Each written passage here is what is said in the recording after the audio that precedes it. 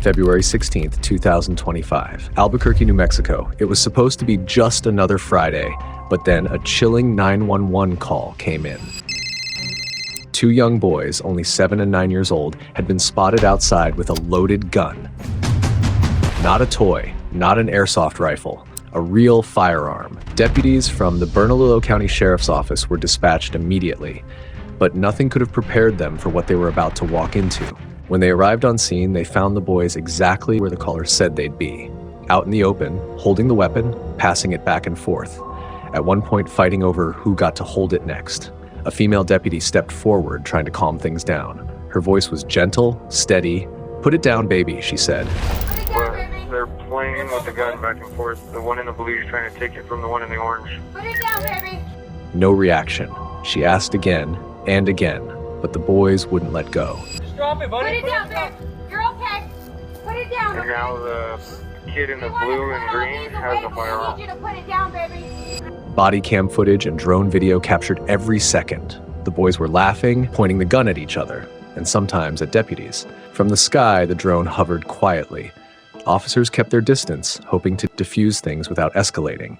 But then, something changed. One of the boys suddenly got into a shooting stance. He aimed the gun directly at law enforcement and pulled the trigger. Nothing. The weapon jammed. It was luck. Nothing else. A mechanical failure that might have saved a life. Later, in a press conference, Sheriff John Allen didn't sugarcoat it. He said if that gun had gone off, if even one deputy had been hit, deadly force might have been the only option. But the boys didn't back down. One of them turned to deputies, stared them down, and said it clearly, "F that." This was no longer a waiting game.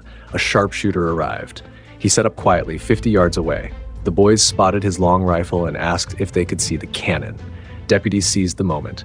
"You can," they said, "but only if you put the gun down." For a split second, it looked like the kids might listen, but then they turned away, still holding the weapon. The sharpshooter called out, 40, 40, 40. A non-lethal round was fired. It ricocheted off a wall, landing just inches from where the boys were standing. One dove for cover, the other stood his ground, raised the gun, pointed it again. Second warning. 40, 40, 40. Another round, this one even closer. Finally, both boys took cover, hiding behind an HVAC unit.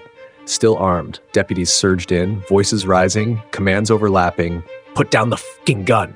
And then, out of nowhere, Sheriff Allen himself stepped forward, unarmed. He moved between his officers and the children. No body armor, no weapon, just instinct and courage. He reached out and pulled the gun from one of the boys' hands. Just like that, it was over. No injuries, no bullets fired, no funerals.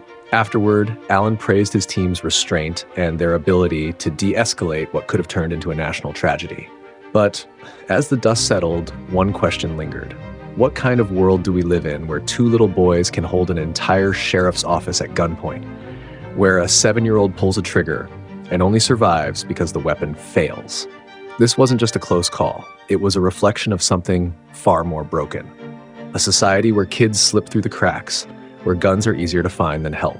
This standoff didn't end in death, but it didn't end in peace either. It ended in a warning, one we can't afford to ignore.